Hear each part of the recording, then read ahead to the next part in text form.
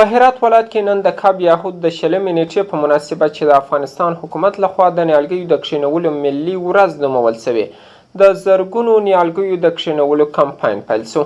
په دې مناسبت دا کمپاین نن ورځ د هرات ولایت د چاپیریال ساتنې ریاست د ښاروالۍ ادارې په همکارۍ د ښار د سمسورتیا او د چاپیریال د پاک ساتلو په موخه پیل کړ چې په پام کې د په زرګونه نیالګي په دې ولایت کې کښېنوي.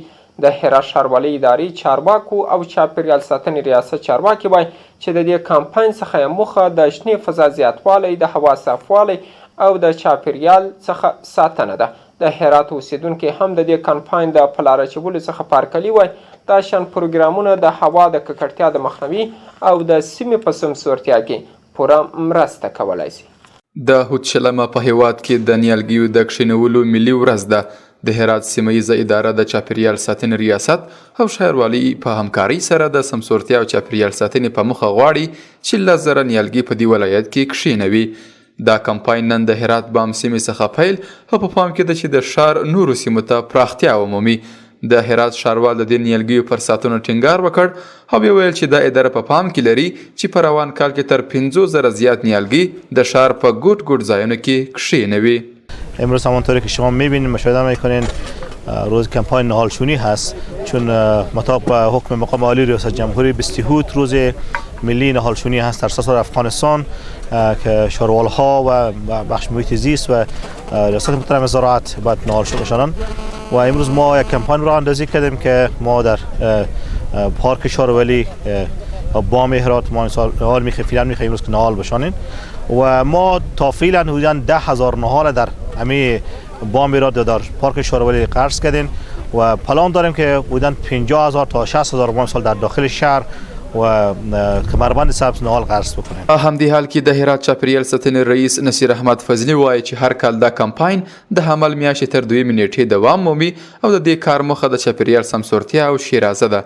ښاغلی فضلي زیاتوي چې په پام کې د سږ کال تر 200,000 زیات نیالګي د ښاروالۍ ادارې په مرسته کښېنول شي. امروز بر اساس هدایت جلالت مآب رئیس جمهور 20 هوت روز ملی نهالشانی اعلام شده. ما در این روز بیشتر از 4,000 اصل نهال را در سایه کمربند سبز هرات قرض خواهیم کرد و انشالله که بتانیم کمربند سبز را احیا بکنیم. برنامه نهالشانی تا 2 عمل در ولایت هرات همه ساله ادامه داره و امسال هم بیشتر از 200,000 اصل نهال در ولایت هرات توسط ادارات دولتی قرض خواهد شد و در ساحات مختلف در ولایت هرات ما نهالشانی داریم. این برنامه ادامه خواهد. د هرات اوسیدونکي د دې کمپاین څخه خوشاله دي خو وایي که په منظمه ډول د دې نیالګیو څخه ساتنه ونشي نو ډیر ژر به دا نیالګي بیرته له منځه لاړ شي.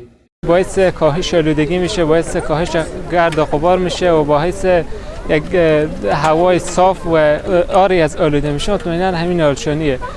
زمانی که خب فصل نهالشانی مطمئنا هر یک اگر ما از وظیفه بگیم یک از مهمترین وظیفه‌های شهروندان قرض نهال. هر شهروند اگر یک نهال بشانه در خود شهر هرات که 4 میلیون بیشتر 4 میلیون نفوس داره، ما 4 میلیون نفوس میتونیم که تمام شهر و تمام دشت‌ها و تمام کوه‌ها و بیابان‌ها را از نهال قرض کنیم. در کنار نهالشونی خیلی فعالیت‌های دیگری هم هست که باید رسیدگی بشه. شاید نیازمند بودجه باشه، نیازمند به سرمایه گذاری باشه.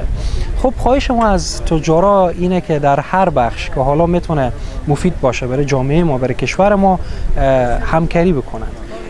ما اگر ببینیم خیلی برنامه‌های بیرونی زیاده هست که نیاز داریم که تجار ما حمایت کنن، بودجه بدن و کمک کنن تا اینکه ما بتونیم کشور خپل وسازیم. د کب یهود شلمه د جمهوریت ریاست لخوا د نیالګیو د کښېنولو ورځ ټاکل شوې.